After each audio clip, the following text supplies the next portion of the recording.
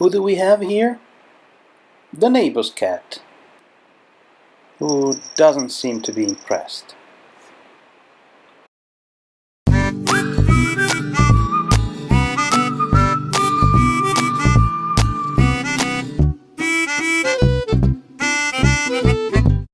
Hi, I'm Stefano, and welcome to Rikai Bonsai, a space where I document my journey into bonsai as I learn it from the ground up. As I mentioned in a video reply to Jay from the Blue Jay Bonsai channel, I found a little seedling of Juniperus virginiana, also known as red cedar or red juniper, hiding below some nettle weeds in the garden of our new place.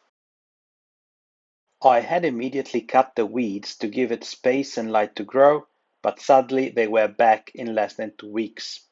At this pace, the juniper will be covered and shaded again in no time, so I decided to collect it and grow it in a pot. According to Jay, this rightfully qualifies it as a Yardadori. The ground is hard and compact, as if it hadn't been hoed for ages, so I hope not to damage the roots by digging around the plant. Luckily, this juniper is just a little seedling, and as much difficult it is to dig in such a soil, I should be able to free it in a few minutes. The only thing I had to pay special attention to when digging, other than not to touch the nettle's needles of course, was the shallow roots that I was going to encounter. I knew they were probably the weeds one, but I was afraid I could accidentally damage the seedlings one. Eventually, I decided to cut a couple of them that thankfully turned out to belong to the nettle, so the juniper was finally out of the ground. As careful as I've been, however, it didn't have many roots left. I really hope I haven't been too clumsy and impetuous.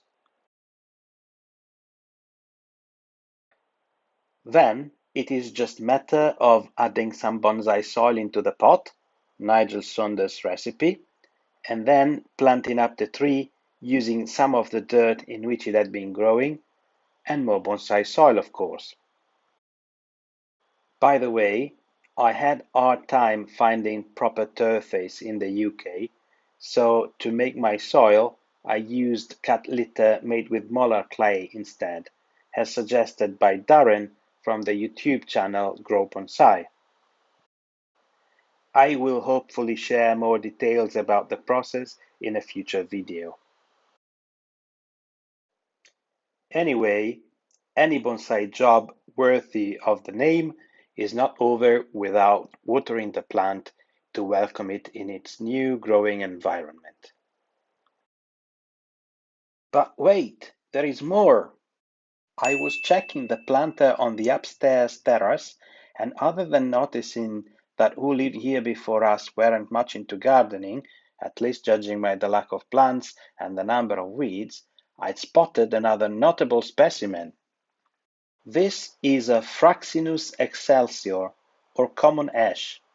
It belongs to the same family of the olive tree, and its wood is particularly good for making furnitures. I've seen many of these trees in the nearby, and a seed must have found its way to here. It looks like being more mature than the juniper downstairs. The trunk has already a nice movement, and the branches show a good spread already. I believe it has potential. Anyway, the rest of the planter is covered in weeds, which in turn are covered in big aphids, and yet the ash is surprisingly clean, so it's going to become a Yardadori itself before it's too late. In this case, the process is much easier because the planter is full of expanded clay, and digging is a breeze. The planting and watering are pretty much the same, with the only difference that I haven't used any soil from the planter, as I already had uncontaminated clay and pumice in my mix.